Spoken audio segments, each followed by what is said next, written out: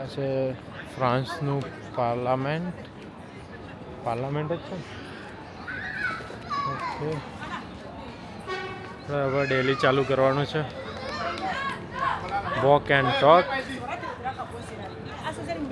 કંઈ બી વાત હોઈ શકે છે આની અંદર. તો એવું કંઈ ઇમ્પોર્ટન્ટ ટોપિક ના તે શું એક્સપિરિયન્સ રહ્યો એ રીતનું બધું. શું કહો? હો અમે આવ્યા છીએ પેરિસ ફરવા માટે. આજે અમારે સેકન્ડ ડે છે. આજે અમે લુવર મ્યુઝિયમ ગયા હતા સવારે. પછી ત્યાં ચાલી થાકી ગયા. સો બપોરે 3-4 કલાક રેસ્ટ કર્યો. Then in evening we went to north cathedral. And then we also went to આ સાઈડથી I don't know how to pronounce that in Yeah. French. But yeah.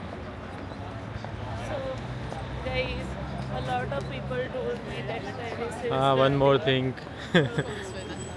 We can cross here and then અહીંનું zebra crossing મતલબ એવું નહીં કે ક્યારે બી ચાલતું થઈ જવાય. અહીંયા જ્યાં સુધી ત્યાં ગ્રીન લાઇટ ના થાય ચાલવા ઉપર ત્યાં સુધી જ ચાલવાનું મનાય છે અહીંયા. તો જો તમે યુકેમાં રહેતા હોય તમને એવી આદત હા. હશે કે આપણે ઝેબ્રા ક્રોસિંગ ઉપર ચાલ્યા જઈશું ને ગાડીવાળા ઊભા રહેશે. બટ ગાઈઝ અહીંયા ફ્રાન્સમાં એવું નથી. You have to stop.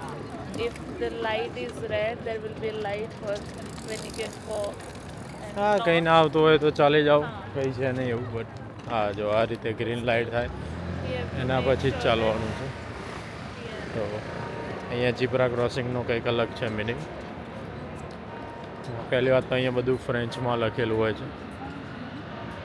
English બી હોય છે એમને. ઇંગ્લિશ બી હોય એવું કંઈ છે નહીં. બટ આ બધા બોલતા હોય છે. અમને કંઈ જો પ્રોબ્લેમ નથી થયો કોઈ શોપવાળા જોડે કે કોઈ જોડે. વર્ડ અમે શીખ્યો છે ફ્રેન્ચનો, એ છે સોર્ટી. હા. સોર્ટી એટલે એક્ઝિટ. સોર્ટી એટલે બહાર જવું. તો આ વસ્તુ યાદ રાખી લેવાની. ના, અહીંનું મેટ્રો મતલબ બહુ જ ઇઝી છે. અહીંયા મતલબ ટ્રાવેલિંગ મતલબ કે ટ્રાન્સપોર્ટેશન કરવું બહુ ઇઝી છે. સિસ્ટમ છે બહુ ઈઝી છે. મેટ્રોમાં કરી શકાય. €2.5 જેવું થાય છે. €2.5 for single ticket. But better to પણ- buy a day pass is only હા. €12.50. So yeah, and you can use that on metro, ARIA and cable car as well. So it's really good. Just go for metro that. સારી રહે, સૌથી સારી અને easy. ને €2.50ની ticket તમારે જ્યાં સુધી તમે એક્ઝિટ ના કરો મેટ્રોની બહાર ત્યાં સુધી કોઈ કેટલી બી મેટ્રો 1.5 કલાક સુધી તમે ચેન્જ કરી શકો. 2 hours છે કે 1.5? 2 hours સુધી. હા, 2 કલાક સુધી કંઈ બી અંદર તમે ચેન્જીસ કરી શકો, મતલબ મેટ્રો ચેન્જ કરી શકો. એકવાર એક્ઝિટ થઈ ગયા પછી તમારે 100% ફરી ટિકિટ લેવી પડે જો સિંગલ લીધી હોય તો. બાકી કંઈ એવું છે નહીં. બહુ ઇઝી છે અહીંનું ટ્રાન્સપોર્ટ બી. પણ જો તમારે આખો દિવસ ફરવું હોય હા, તો જો આખો દિવસ ફરવું હોય તો day pass. Day You can pass. use on various things like bus. અહીંયા આવીને જીવનમાં પહેલી વાર મેટ્રોમાં બેસો જ છું જો કે. તો એક્સપિરિયન્સવાળાઓ માટે ઇઝી જ છે બહુ. એક્સપિરિયન્સ નથી એમની માટે બી ઇઝી છે. બધા જે અમને ટ્રાન્સપોર્ટનું ટેન્શન હતું. એન્ઝાઇટી વાળી જે બધી રીલ્સ બનાવે છે લોકો કે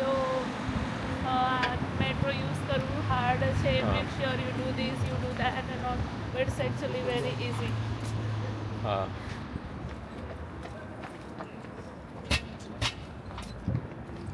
આ જ છે ને આપણું બરાબર જ જઈએ છીએ. પેલી બાજુ જતા રહેવું છે. ઓકે, પણ અહીંયાથી જોજે ગાડી આવે છે. ને હા, એનું ડ્રાઇવિંગ થોડું બીજી સાઈડ છે. અહીંયા આપણી જેમ રાઈટ સાઈડ નથી ડ્રાઇવિંગ. અહીંયા ડ્રાઇવિંગ લેફ્ટ સાઈડ છે. સેમ US જેવું. યુકેનું અને યુરોપમાં ડ્રાઇવિંગ સિસ્ટમ બહુ અલગ છે. યુકેની સેમ આપણા જેવી છે બટ અહીંની ચેન્જ છે સાઈડ.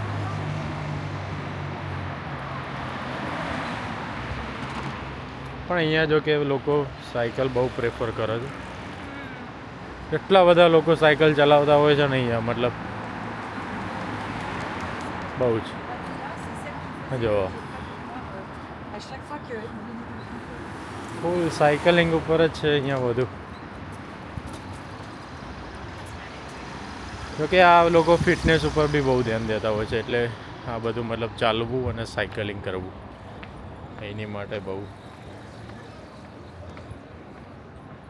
મહત્ત્વનું છે.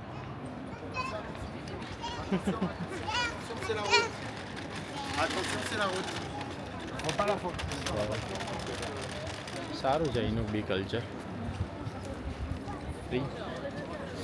ટુરિસ્ટ છે બધા, ટુરિસ્ટ.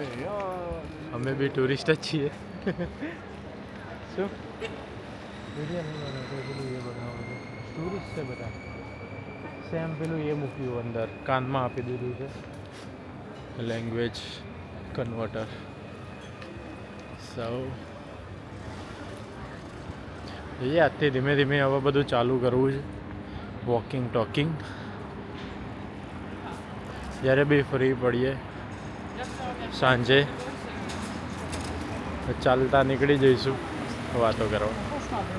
તમને બી કંઈ પ્રોબ્લેમ હોય યુકે રિલેટેડ તો 3 વર્ષનો એક્સપિરિયન્સ અમારો કંઈક કામ આવી જશે. હા, ખોટી જાણકારી નહીં મળે કોઈ બી ટાઈપની. આ કરો પેલું કરો, બરાબર ને? ખોટી જાણકારી નહીં, બધું આપણે કંઈ શેર નહીં કરવાનું કોઈ જોડે. એક જેન્યુઅન પેજ બનાવવા માગું છું હું કે હકીકત શું છે એની ઉપર. સીધું જ છે ને રોડ? આજ છે ને તો સારું છે ફ્રાન્સ. ઓસમ. એનફિલ્ડ ટાવર જબરજસ્ત. સો મારા એક કલીગે મને એવું કહ્યું કે પેરિસ એટલે પ્રેફર નથી કરતો કેમ કે પેરિસ ડર્ટી છે. સો ગાઈઝ એવું કંઈ જ નથી. Obviously there will B areas that are dirty, but if you go to proper like Parisian area, then you'll definitely find it good. We love Paris. Any public માટે મતલબ છોકરી પહેલે દોડતી જાય. રનિંગ મોસ્ટ ઇમ્પોર્ટન્ટ થિંગ છે અહીંયા. અત્યારે વાગે છે 8 અહીંના, સાંજના 8 વાગે છે. અજવાળું મતલબ ફૂલ. 9 વાગ્યા પછી સૂરજ હાથમાં છે અહીંયા યુરોપમાં. યુકેમાં બી સેમ આ જ વસ્તુ છે. 9 હવે સમર ટાઈમમાં તો ઓર જશે, મતલબ સૂરજ હાથમાંનો ટાઈમ બહુ ઉપર થઈ જશે. રહી વાત વેજીટેરિયન માટે, કોઈ બી કન્ટ્રી લઈ લો, વેજીટેરિયન માટે ભાઈ છે જ, બધી જગ્યાએ મળી જ રહેશે. હવે એના ઉપર હા, વેગન ટ્રેન્ડથી ફૂડ બી બહુ સારું મળી રહેશે તમને. હા ભાઈ, તમે હવે દાળ ભાત જોતા હોય આપણે ગુજરાતીઓને તો ભાઈ હાર્ડ છે થોડું, બટ વેજીટેરિયન મળી રહેશે. હમણાં બહુ રોતડા રોવે છે બધા, મેકડીમાં વેજ ઓપ્શન નીકાળી દીધો તો ભાઈ બહુ બધી છે બીજી બધી વેજીટેરિયન આઈટમ ખાવા લાયક અને સારી એવી ફૂલ ન્યુટ્રિશન સાથે. સો એવું જરૂરી નથી કે મેકડી સિવાય બીજો ઓપ્શન નહીં કંઈ આપણી જોડે. તો બહુ બધા છે ઓપ્શન. ભાઈ હવે તમને બર્ગર અને સબવેનું ઠૂસવું હોય બધું તો ભાઈ કંઈ છે નહીં ઓપ્શન બીજા એ લોકો માટે. બાકી સારું છે બધું. આ લોકોએ એમનો વારસો બહુ જાળવી રાખ્યો છે. આ લોકોએ વારસો એમનો બહુ જાળવી રાખ્યો છે એમ કે મતલબ એટલી જૂની જૂની બિલ્ડિંગો છે પણ હા એ મતલબ વિકાસ કરી રહ્યા છે બધા, બટ એને તોડીને કંઈક નવેસરથી કંઈ નહીં કરી રહ્યા. એ જ સ્ટાઇલમાં બધું બનાવી જશે. જો આ બધી બિલ્ડિંગો છે, બહુ જૂની છે આ બિલ્ડિંગો અહીંયા, અને મતલબ ઓલ્ડ આર્કિટેક્ટ બટ જબરજસ્ત. ને ગંદકી બી નહીં થોડી બી. જોકે સાફ સફાઈ ચાલુ જ હોય છે અહીંયા. અને મેઇન વસ્તુ પબ્લિક બી છે કે ભાઈ કચરો કચરા પેટીમાં જ નાખવો. આઈટમ બધા ઠેર ઠેર કચરા પેટીઓ હોય છે. સો પબ્લિક અવેરનેસ બહુ છે અહીંયા જબરજસ્ત.